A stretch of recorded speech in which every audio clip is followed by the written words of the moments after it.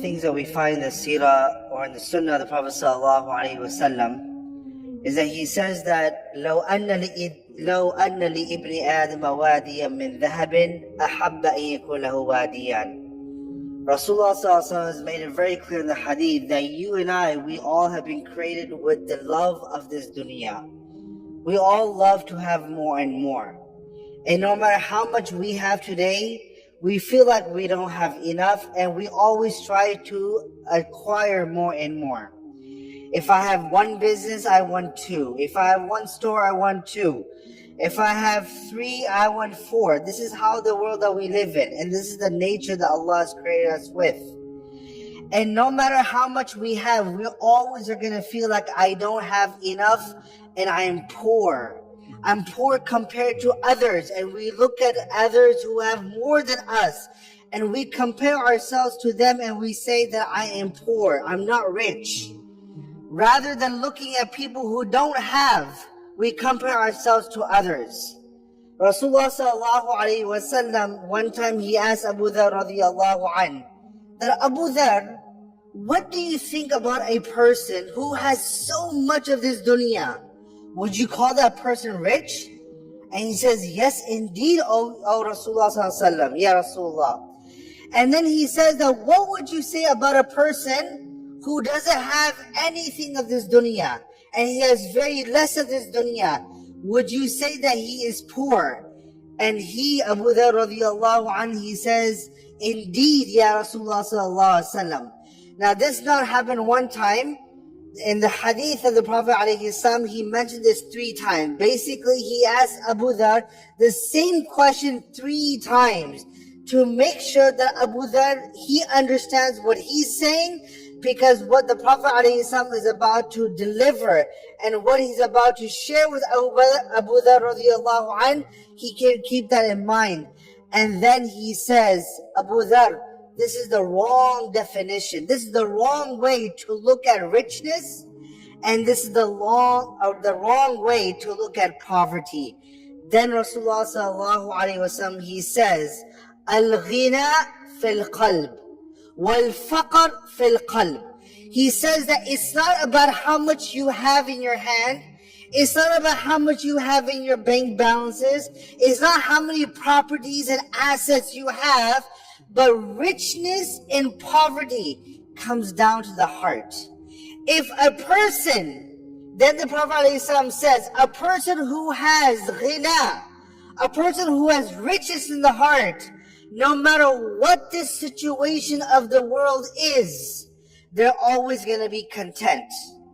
When COVID first hit, wallahi, you will see the situation and the affairs of everyone. Oh my God, we're going to lose our jobs. We're going to lose our homes. We're not going to have anything to eat. There was panic. Wallahi, there was sheer panic in the air. People's jobs were slashed. People's paychecks were slashed. And there was pandemonium in the air. And at that time, you have some certain people that if Allah subhanahu wa ta'ala gave them ghina in their qalb, if Allah put richness in their heart, they knew that no matter what the situation is, Allah will take care of me. Allah is my sole provider, and Allah will look after me. If Allah has looked after me so far, then why is it that Allah will not look after me after this? They knew that Allah subhanahu wa ta'ala will look after their affairs. And then Rasulullah sallallahu alayhi wa sallam says to Abu Dharr radiyallahu anh, that a person who has poverty in their heart, a person who has poverty in their heart, no matter how much they have of his dunya, they're going to feel like they have nothing. And subhanAllah, we see the same situation, that people who have so much, I mean, think about it. If Allah is the one who has provided me till today, what guarantee, is there anything that I know, or Allah has sent to me a message that I will not take care of you going forward? We have to always keep in mind that when it comes to richness, And when it comes to poverty, brothers and sisters, it's not about how much we have. It comes down to the heart. And this is why Rasulullah sallallahu alaihi wasallam, in order to earn this riches in the heart, Rasulullah sallallahu alaihi wasallam, he mentions that Allah subhanahu wa ta'ala said, meaning that this is a hadith Qudsi, meaning that this is Allah saying something through the tongue of Rasulullah sallallahu alaihi wasallam, that he says that, oh my slaves, this is Allah subhanahu wa ta'ala addressing us, oh my slaves, tafarragh, that take time out of your busy schedule. The word tafarragh means that make yourself free for some time.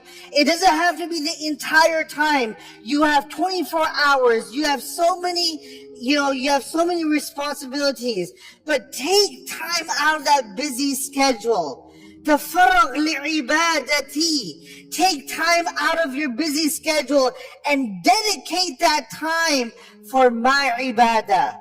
Allah is saying that take out time for my ibadah. And what will Allah subhanahu wa ta'ala give in return? He says, أَمْلَأُ صَدَرَكَ غِنًى. I will fill your chest. I will fill your heart with ghina. I will make sure that you feel internally rich. وَأَسُدُّ فَقَرَكَ. And I will stop and I will prevent poverty from getting to you. This is Allah subhanahu wa ta'ala saying, so that we have absolutely no doubts that here He could have said this through the words of the Prophet sallallahu alaihi wasallam. The Prophet alaihi wasallam could have told us this, but Allah subhanahu wa ta'ala wants us to understand that how important it is for us to take out time, that when we keep on running after this dunya, and then Allah subhanahu wa ta'ala says in the next part of this hadith Qudsi, وَإِلَّا تَفْعَلْ. And if you do not do this, meaning what do we don't do? If we don't take our time from our busy schedules and give it to Allah subhanahu wa ta'ala, the standard that we have to do, the bare minimum that we have to do, if I'm not willing to take our time out of my busy schedule for Allah subhanahu wa ta'ala, then Allah subhanahu wa ta'ala says that I will fill your heart with poverty.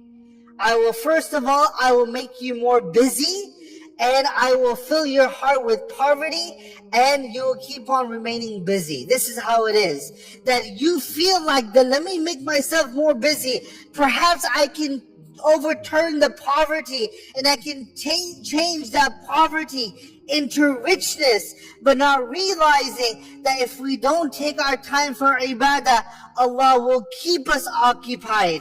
And He will keep us occupied in such an extent that then we will not have time for His ibadah. And I may be thinking that I will overturn this poverty into richness, but Allah will keep us in a state of poverty. Why? Because deep down in the heart, I'm never going to be satisfied. I'm never going to have that contentment. So this is why we have to, it's not about how much we have. It comes down to the heart. If we have richness in the heart, then we are going to be satisfied. Now the question is that what is a sign of richness in the heart? What does it mean to be rich in the heart? SubhanAllah, there are people who do certain things besides ibadah. First of all, is a person who is connected to Allah subhanahu wa ta'ala. They have such a connection and such a love for Allah subhanahu wa ta'ala that they cannot even really describe what that love is. But they have such a connection with Allah subhanahu wa ta'ala that they cannot explain to others, but they enjoy that connection. They love that conversation with Allah subhanahu wa ta'ala. They don't converse with Allah only once a day. They converse with Allah 5 times a day. And they know that they have this connection with Allah subhanahu wa ta'ala, that I can raise my hands and I can ask Allah subhanahu wa ta'ala, and Allah subhanahu wa ta'ala will give me.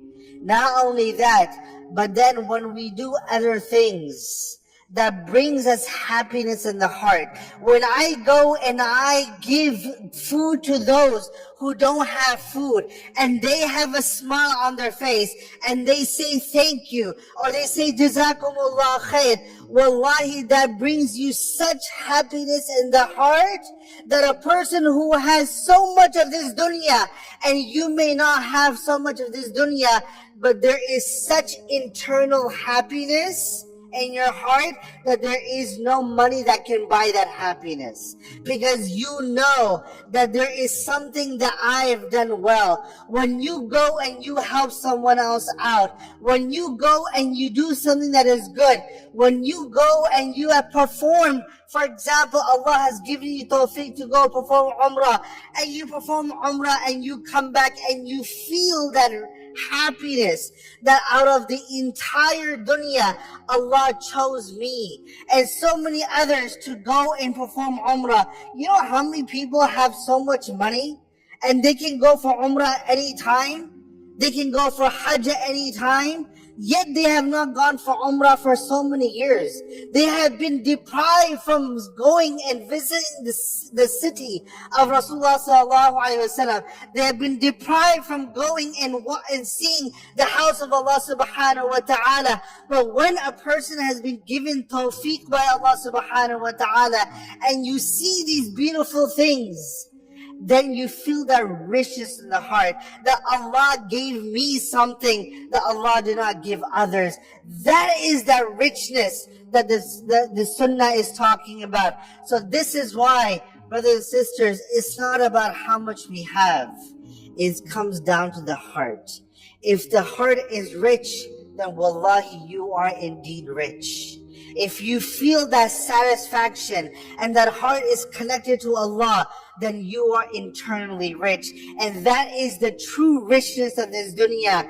And a person and a heart that is deprived from Allah subhanahu wa ta'ala, wallahi, you may have so much, or a person may have so much, but then that means that a person is truly deprived, and that person is a true poor person. Now, one thing that we have to also understand in this, it does not mean that a person who has a lot either, because if the Prophet ﷺ is saying that you may not have a lot of this dunya, but your heart is rich, it does not necessarily mean that a person who has a lot also, it doesn't mean that they are disconnected from Allah subhanahu wa ta'ala. We have this wrong notion, many of us at times, that when we see a person that Allah has given them so much of this dunya, we feel like that they are far from Allah subhanahu wa ta'ala. No, that's not the case. See, the Prophet sallallahu alaihi wasallam, he didn't have anything. On the other hand, you had Sahaba who had so much. Abdurrahman bin Auf radiyallahu anh, he had so much. Uthman ibn Affan, he had so much. The point is this, is that if we take out time for Allah subhanahu wa ta'ala's sake, making sure that whatever responsibilities that I have to do from Allah subhanahu wa ta'ala, I take out time for that, that is what matters most. There is nothing wrong in becoming rich. If a person says, I want to become a millionaire, become a millionaire. If a person says, I want to become a billionaire, become a billionaire. No problem, inshallah. But at the same time, we see that the world that we live in today, the current world that we live in today, you see that many people, for the sake of money, for the sake of richness, in the name of richness, they're willing to give up whatever they can of their deen. They're willing to cheat others. They're willing to deprive themselves from the ibadah of Allah subhanahu wa ta'ala. They're willing to do whatever it takes to make sure that from a bank balance perspective, I am rich. But that's not what richness is. And that is not what poverty is. What we think is poverty and what we think is riches is not. So this is why we keep this in mind, inshallah, and we always take our time for Allah subhanahu wa ta'ala. Whatever our responsibilities are by Allah subhanahu wa ta'ala, we make sure we take our time for that. I ask Allah subhanahu wa ta'ala to make us truly rich on the inside. And may Allah subhanahu wa ta'ala give us a clear understanding of the heart. And may Allah subhanahu wa ta'ala connect our heart to Him. Azza wa Jal. Ameen Rabbil Alameen. Jazakumullah khair. Assalamu alaikum wa rahmatullahi wa barakatuh.